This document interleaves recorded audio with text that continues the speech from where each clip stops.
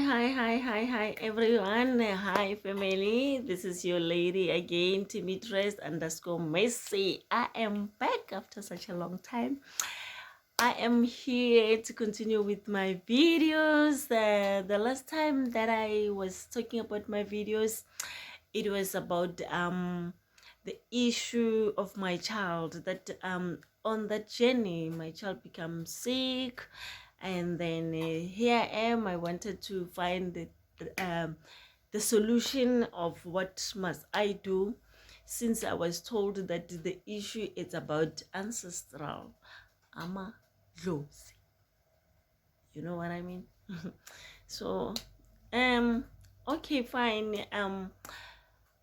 As I was continuing from the previous video, I had to contact this lady that someone from Facebook has given me the contact of the lady that she got helped by her. So I had to take that contact details. I contacted the lady. After contacting the lady, and then here we are talking, and then she's like, what can we do? Because now your case is urgent to an extent that your ancestors, amadlozi wakho, your ancestors are very angry that they feel like it's like you're not taking them seriously, or they just want you to act. So now what do we have to do? So apparently at that particular time moment, she was supposed to, I think she was from Madam province, and then she was supposed to come to Gauteng area for river cleansing and all that, and she gave me the details that she's going to be in Gauteng, and then we should meet, and then but I need to prepare myself, because it might happen that we might go back together to KZN. So okay, me on the other side, I'm like, okay, maybe the solution is, the help is just near. But at that time, family, I didn't have money, you know, with everything and what it has to happen. I didn't have money. So okay, they last sent the money that I had. I think I had about, I don't know, less than 300 in my pocket, I might say. I had to take that money. She asked me that I must come to this certain place for river cleansing. It was in Joburg. I'm in another country. I'm in, sorry, another province, but not far, maybe hour distance, and also Pretoria and Joburg. That's what I can say. So I went there for river cleansing. We went there, we went to river cleansing. I even got hurt, you know what I mean? That when you get into the waters, the spirits, they just become, I don't know, the water, me and water. And then the spirit also, they just started to retaliate or act or manifest, should I say that. And then remember, family, everything that I was doing, it was all about to find help and to solve every issue that I'm facing. Finances, my child's sickness, all the obstacles that I was going through and facing at that particular moment. So all I need is just to find myself finding freedom, living my life, my normal life, because it has been a long overdue. So as I continue to do whatever that I'm told that it needs to be done, when I was in the water, I think the spirit awakened, and then I was fighting or something until I got hurt on my leg. And then she, after when we were coming out of the water, when I'll be carried out, and then she said to me that no more time, no more time. Remember, family, it was Sunday. I don't have money. These people, they need money to, they say they need money to, for the gate. They need money for, I don't know, introduction, something like that, to the ancestors. There's money for ceremonies, ritual ceremonies that you need to do for your Kobela's ancestral and your ancestral. I don't know, to combine them or to make them come together, stuff like that. So now, as we were coming back, she said, you know what, I've seen how your ancestors, or the one that is holding, the spirit that is holding you, it was Lako, you know, you, the one that is operating in you, the one who's taking control. It's been very wild, like it's wild, very wild, aggressive, something like that. And now it means this one, it's very much angry. We just need to do things quickly, so fast that things, they don't get worse than the way they are, because it might happen that they might even kill your child. Me being scared and thinking about my child's life, I'll do whatever it takes to save my child's life. That's most of every parent will do. To save their children's life, you can go, I don't know, wherever they say, if you have to walk barefoot from 50 kilometers, you will definitely do it. When you see that your child's life is at stake, you're gonna do whatever that it takes. So it's me coming back, coming home, and then coming back, she's like, Wednesday we are going. Wednesday, it's Sunday. I have 2 days to prepare myself. I don't have, she sent me the list of the things that are needed on, I think on the very same day, or yeah, I think on the very same day. There's so much, the list, like the whole page. When I count that money, oh no, life it can show you flames. When I count that money, it was more like close to 7,000, something like that, for me to get everything. We talk about pillow, we talk about mattress, we talk about the other things, the mat that it's in our language, in their language, it's go my language ke Sepedi ke lehoho. So ntho ya hadiwa ke ya batho ba baholo, and the blankets, the pizza, the pots, like things that you're gonna need when you go for camping. Kind of like how I'm going to cover those things in 2 days. I'm not working. My financial life, it's a disaster. It's a mess.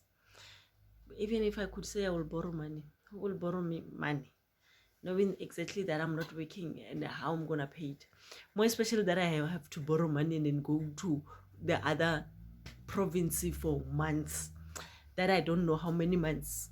That it could take me more than 3 months. It could take me 6 months. It could, that they will say that depend on the response of your ancestors, how they respond, how fast they are, how they, those kind of things and stuff like that. How you committed, how you focused on your training thing and stuff like that, those kind of thing. Okay, but then I remember I had to get the mattress, sponge, pillow, and then the blanket. I had to take the blanket from my home, from my kids. I guess my kids that winter, it nearly killed them, but yeah, I never had them complaining anyway. So whatever that I had, that smaller things, I couldn't manage to get everything at once. As far as I'm concerned, I didn't have money. Even the little money that I had to use the money that was definitely from my kids thing, and then I have to take that money. It's all about sacrifice.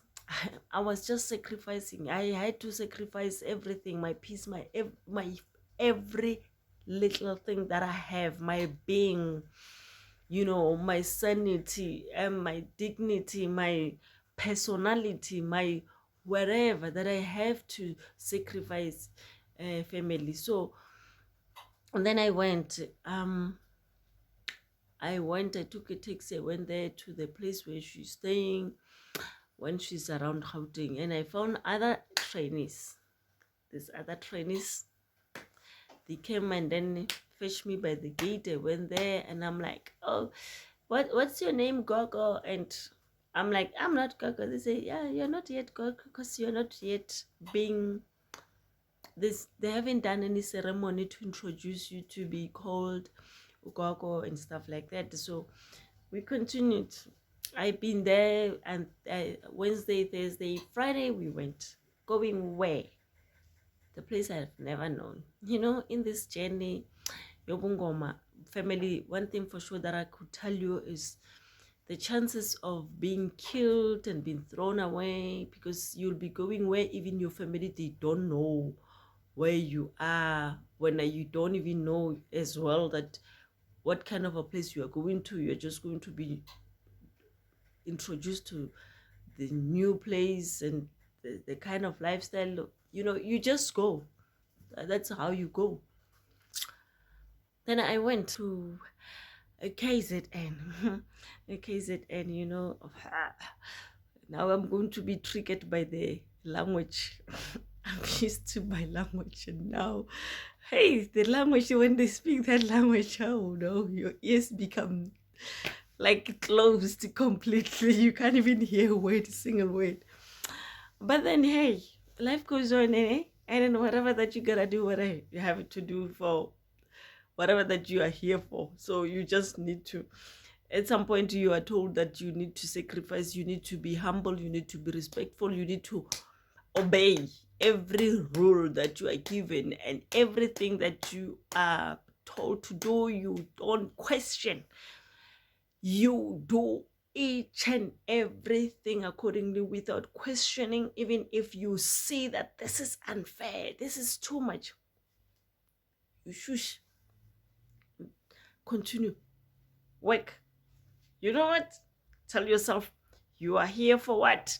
Because you know you are what brought you here, what brings you here. It's what is important. Now you have to. That's in the initiation. The initiation, it's a sacrifice. The sacrifice, you sacrifice your body, you sacrifice your soul, you sacrifice your spirit, you sacrifice, like, hello, you sacrifice. If you are a CEO in the company, when you get to that place, you are nothing.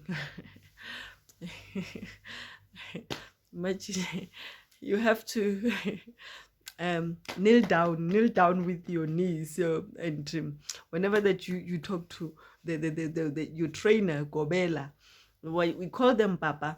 But there is a woman or is a man, but they are all Papa. Hey, Papa. And then whenever they call you, Thokoza Papa. That's how we respond. And you don't respond while standing. You when you respond, you at the same time you go down, you kneeling down, and you don't talk to your papa looking at them or at her in her eyes. You must be like Thokoza. It's like you agreeing everything that they are saying. After then, they tell you this is how things they are going to work. Hey, there's this other moment, this one moment that triggered me. Oh, my goodness. And that night, if I didn't feel like I'm dying, the same night, I think, was it the same night? No, we arrived there, I think, no, in the early hours of the morning, and then we get to this other place in Eastern Cape, where one of the trainees, so the initiates, was supposed to go and do the ceremony of they say this welcoming of amadlozi, welcoming of your ancestors. Like you are telling them that I've taken the journey, or I've taken I've answered your call, stuff like that. But that it has to go, you need to go to your homestead, and then where your homestead, where you have to do the ceremony of bringing your ancestors closer or something like that. Then we were going to do that kind of ceremony. We traveled the road, that side. Well, my goodness. There you go, make prayer. Ish, those roads of Eastern Cape, my git. People from Eastern Cape, I guess I respect you. I respect you. If I have to be that side and go home, like if we go home, we're in Gauteng, we have to go home every month. I respect you, Shem. I really do. I was so scared. I felt like, this is where my life is gonna end. The road at that time, the driver of that taxi we were in is driving like, But anyway, we did the work. What scared me most was when I saw in the 3 a.m. or 2 a.m., 3 a.m. morning hours. It was around June or May. Remember, this season is the season of winter. You are on your, you didn't wear like this cloth that you are wearing, only one cloth. You kneel down, you sit like this, but on your knees, and then you be like this. They come with 20 liters of water. That water, they mixed whatever that they mix in it, that they will pour you with that 20 liter of water, cold. Where you like, I was like, God, please have mercy on me. This is just too much. I feel like the world is just not being fair on me, on us. Honestly, that's not even if we know that when you are the chosen one. But this, you suffer spiritually, you suffer emotionally, you suffer physically, like you suffer, like, come on. But then everything went. I'm still new. When they do those ceremony of like igupu and then singing the songs and doing the isgupu, the basha isgupu and stuff like that, they dance those dances that they dance. They call it ugita. Yes, I didn't know none of those things.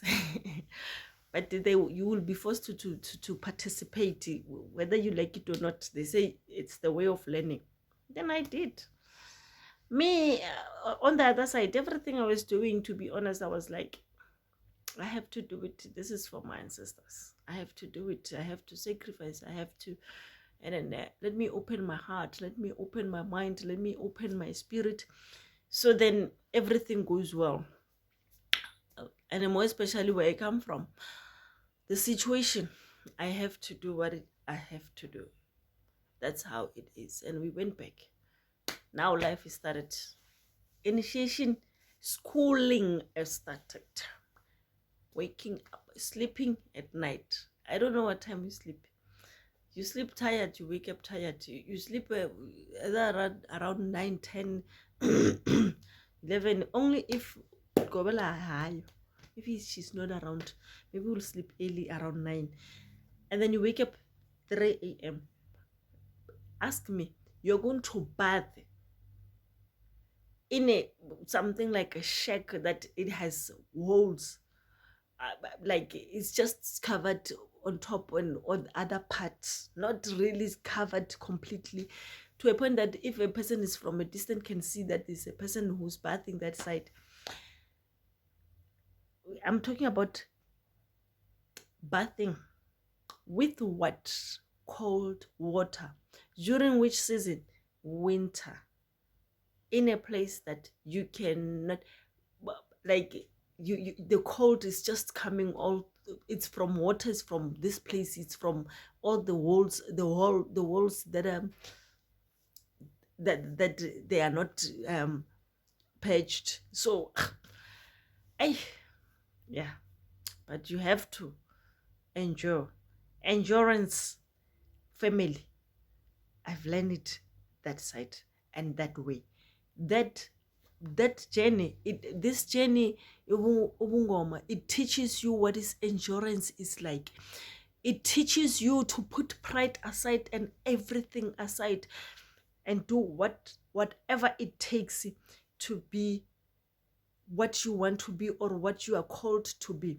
It's their mentality of like being the best traditional healer, the best of whatever the chosen one from my family or my ancestors. You show your ancestors, you show whatever that it is, the world or whatever, that I have been through this, I can do this. There's like you numb the pain, you numb the feeling, you numb yourself, you numb it, you just numb you everything, and just live and do what you are called to do. This is how the journey it's about. This is how the journey of Ngoma is about. So family, it has been a very long journey, but then I will continue to tell the story during the process of my training, and everything that I've learned, and everything that maybe I didn't learn or expected to be taught, not being taught, and how like everyone else was in that training, and the people I met in that training, the kind of relationship we had. I will continue to tell the story, but then one thing for sure that I can tell right now is like, even when I was sacrificing everything and doing all I could do, my child never got better.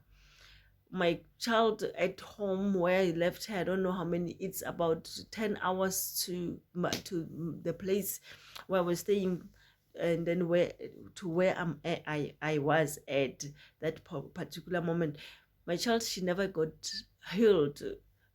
No matter how much I was trying to do things, I tried to parla, I tried to do the fasting, and then I tried to do everything.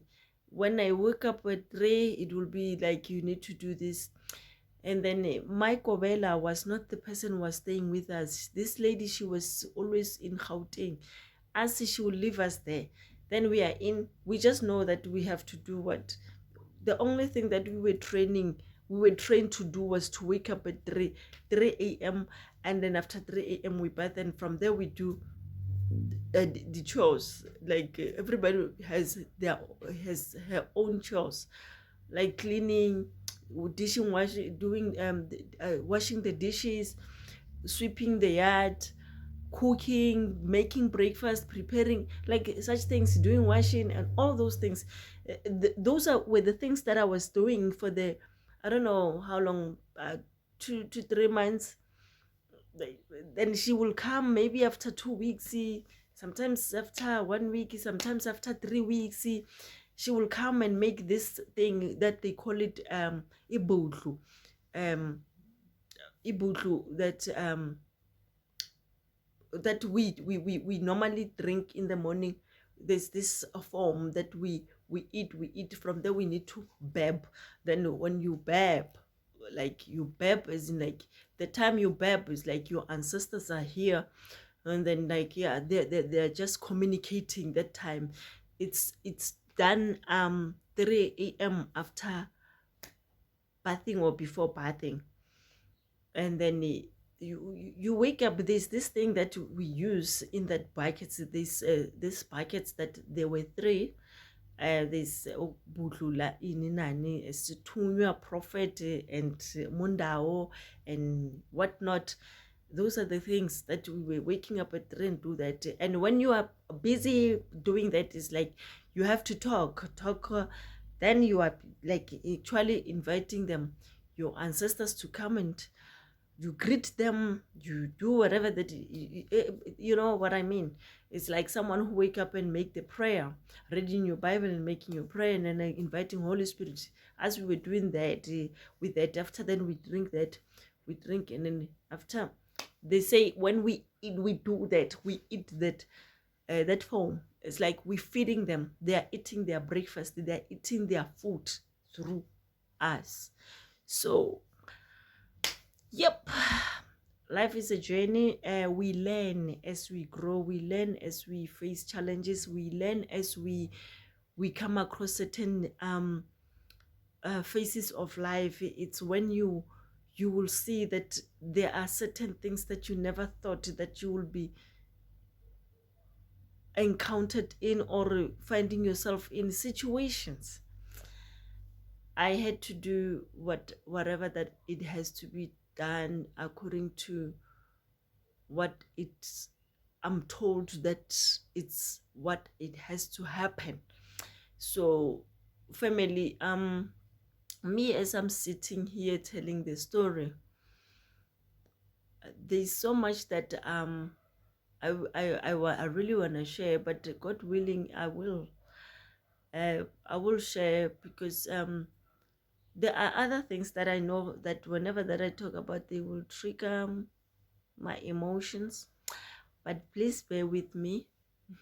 I'm just telling my story, my truth, my journey, my experience, and then until I got where I am. So bear with me, and then give me a chance. Please do not forget to subscribe to my channel, like, share, and comment, and tell me what you think, so then we can continue with the story, because I still need to tell you more. Ask the questions that I need to ask, that you need to ask, then I will respond to whatever that I am able to respond to it. I trust that I will be guided to answer whatever that it needs to be answered accordingly, and in a mannered way, and in a respectful way. So it's your lady again. Thank you for watching my videos, and please do not forget to subscribe, share, like, and comment. I love you, and remember,